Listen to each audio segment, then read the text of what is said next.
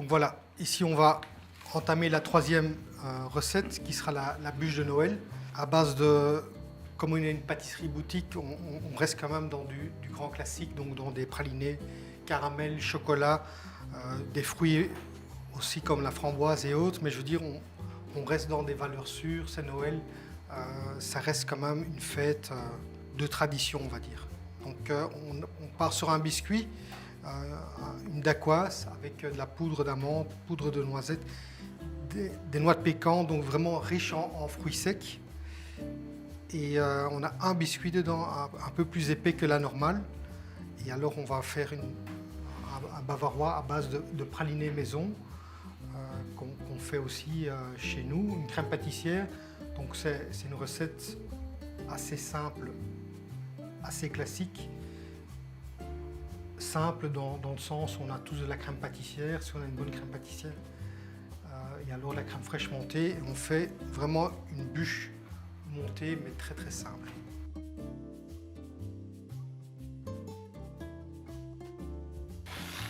Ah, mon petit dada. Voilà. Tu utilises deux poudres, dont Ouais. la magnifique poudre de pécan. Voilà, qui est un nouveau produit, Oui, noix de pécan, sous forme de poudre d'amande ou une poudre de pécan, quoi. De pécan, oui.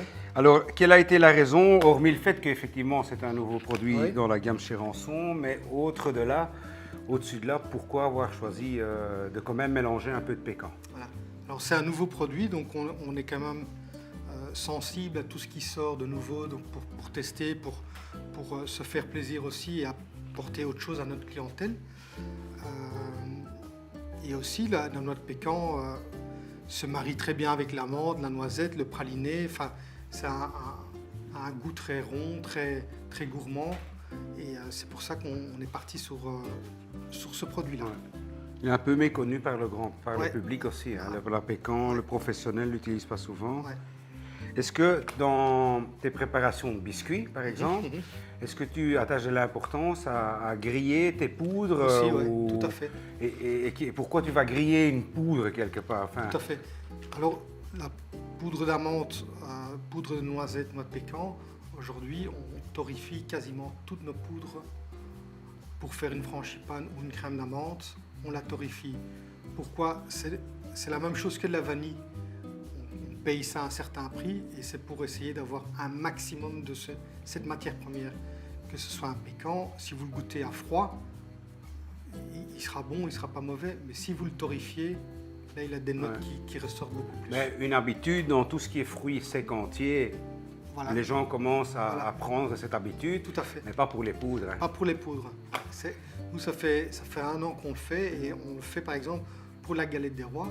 On torréfie maintenant notre poudre d'amande et c'est vrai qu'on a quand même un autre résultat et on s'aperçoit que la crème d'amande, elle est cuite au cœur, elle est cuite. Donc, Le fait que cette poudre d'amande est déjà torréfiée, et ça accentue le goût. le goût. Ouais.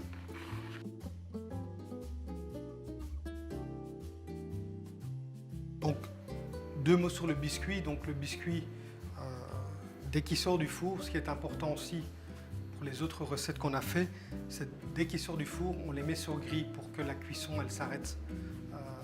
Que ce soit un biscuit sans farine, une dacquoise, peu importe les biscuits, directement on les écarte. C'est un truc qu'on n'apprend pas dans toutes les maisons, mais qui est important au niveau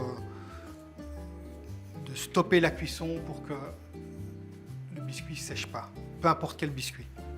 C'était juste entre parenthèses. Alors ici, la dacquoise, donc on met des plaques 40-60, comme ça on a des belles règles, il n'a aucune chute, je veux dire, dans la découpe. Et alors on va poser un croustillant. Un croustillant, donc c'est très classique, c'est feuilletine, beurre de cacao, il a 2 types de chocolat et alors il a aussi le praliné amande maison.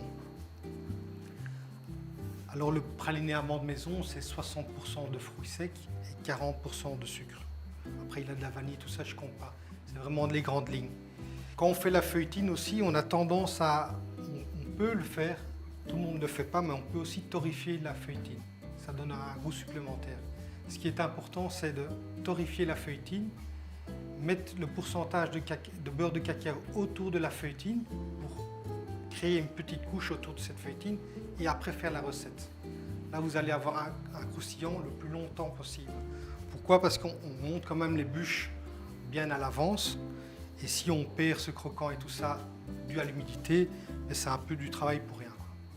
Donc quand la masse de feuilletine est appliquée sur le biscuit, on refait une autre ganache par-dessus. Comme ça, on a vraiment une unité sur le biscuit. C'est bien droit. On termine le biscuit avec cette couche de ganache qui reste bien propre. Ça donne une double texture aussi en plus. Donc on a le biscuit, on a la feuilletine qui donne ce croquant et alors on a cette ganache qui donne un peu de la mâche pour assembler tout ça et pour que ce soit agréable en bouche. Alors Marc, ici à nouveau, Le Cointreau, l'utilisation d'alcool. tout petit peu, oui, pour le Cointreau se marie très très bien avec tout ce qui est fruits secs, très très bien avec le praliné. Ça donne vraiment un coup de peps à tout le produit en fait. Et tu utilises un chocolat noir d'origine, Ouais, avec aussi. une certaine amertume, Oui, aussi un pour- certain ouais. pourcentage de cacao. Est-ce que tout chocolat est adéquat à utiliser dans cette recette, Oui. 1 sur 1 par exemple, du moment qu'on respecte la fiche Oui. technique ou la Ouais, non, technicité sûr. du chocolat ou... Après, apporter un chocolat d'origine, ça accentue le goût, ça détermine aussi dans quelle direction on veut aller. Et je trouvais que le mariage était bien ici. Ça aussi, ils auront l'occasion de goûter dans leur boîte. Vraiment, chaque petit gâteau sera mis à disposition de ouais, dégustation. au niveau du goût. Ouais. Ouais. Et comme ça, après, chaque pâtissier a son goût, a son évolution. Donc, les goûts et les couleurs, Ouais, ouais. c'est pas évident, quoi. Donc, mais ce sont nos goûts et qu'aujourd'hui, notre clientèle nous suit aussi.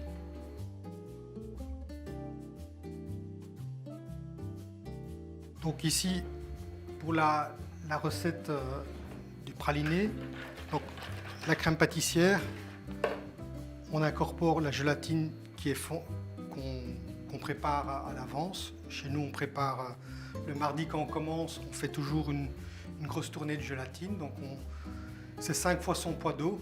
Alors il y en a qui font 4 fois, il y en a qui font 6 fois. Il y a des écoles, enfin chaque école, nous on fait 5 fois et on a une belle évolution dans le produit. Ça ne se rétracte pas trop, ça ne se lâche pas. Donc 5, c'est facile à retenir.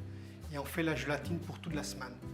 Donc on le fait fondre avec l'eau, hop, on le met dans des petits Tupperware et hop, et on met ça au frigo. Et fur et à mesure que la semaine passe, on prend ce qu'on a besoin, on le fait fondre et c'est prêt à l'emploi.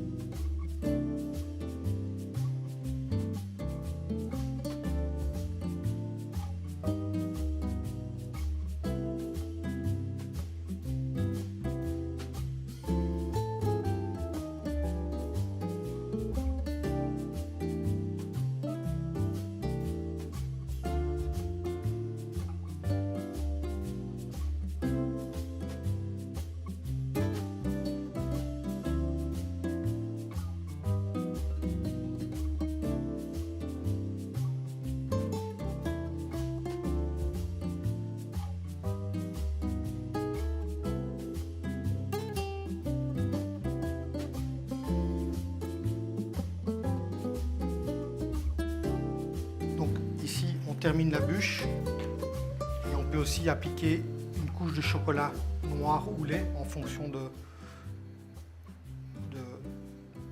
vous. Et puis comme ça, le client aussi, quand il coupe la bûche, il a vraiment un pied pour bien passer à travers. Et aussi, c'est une couche qui protège aussi le biscuit de l'humidité et autres. Donc c'est bien filmé, c'est stocké quelques semaines à l'avance et puis ça protège quand même pas mal.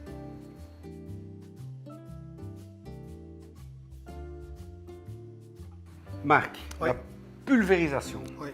Je sais Pulvériser. que beaucoup de gens parfois ont de la difficulté puisque ça craque, etc., etc. Donc, quelle est ton astuce que tu peux partager avec nos Tout à collègues concernant la pulvérisation? Donc, pulvériser. Ce qui est très important, c'est d'enlever le rhodoïde au dernier moment pour que ça ne traîne pas dans le congélateur et que ça ne prend pas de l'humidité. Parce que c'est ça en fait, ça prend de l'humidité, on pulvérise, ça décongèle, hop, ça craque partout. Enfin, donc ça c'est une chose. Deuxième chose, pas pulvériser un mois à l'avance, ça va pas. Il n'y a pas de truc. À un moment donné, le congélateur, il se décongèle, on ouvre, on sort, enfin il a de l'air chaud qui rentre. Donc il faut vraiment enlever les rhodoïdes au dernier moment et le plus tard possible dans l'année, ce qui est possible évidemment. Ouais. Est-ce que tu, Le dans truc. le mélange, Dans le mélange, on fait le mélange. C'est 45 degrés. On a des étuves, quand on pulvérise, on perd 10 degrés. Donc de 45, on passe à 35 degrés. Ça, c'est une chose. Et dans le pistolage, on rajoute aussi un peu 10% d'huile d'arachide. Et ça donne une certaine souplesse au pistolage.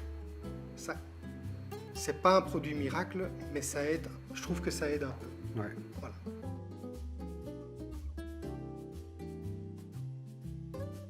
Donc la finition de la bûche, c'est toujours joli d'avoir une texture qui est pistolée et une glacée pour avoir du ton sur ton, mais d'avoir de la structure dans un gâteau, dans une bûche, c'est toujours très, très joli. Donc ici, on va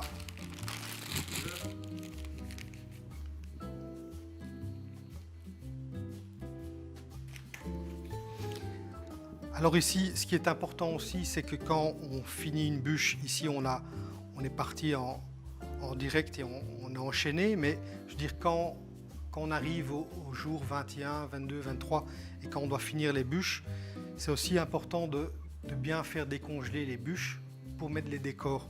Pourquoi? Parce que la bûche va se décongeler et toute l'humidité qui se retrouve dans la bûche va aller se mettre sur la décoration. C'est pour ça que parfois on voit des vitrines où tous les décors, ils ont pris l'humidité, ils sont blanchis, ça perle dessus, donc c'est moins joli. Donc vraiment le faire décongeler, donc on les passe du congèle, on les met au frigo pour avoir un choc thermique moindre que du congèle directement à l'atelier. On les fait décongeler doucement et après, 2 heures après, on met le décor dessus. Pour les bûches aussi, chaque année on essaie de mettre un thème dans la bûche, dans le programme de fin d'année, dans les emballages. Donc ici cette année on est parti sur l'anche. L'année passée c'était un élan. Chaque année on essaie de trouver un thème, un fil conducteur pour vraiment toutes les... Et on fait aussi, on a 6 sortes de bûches et on les finit tous pareil.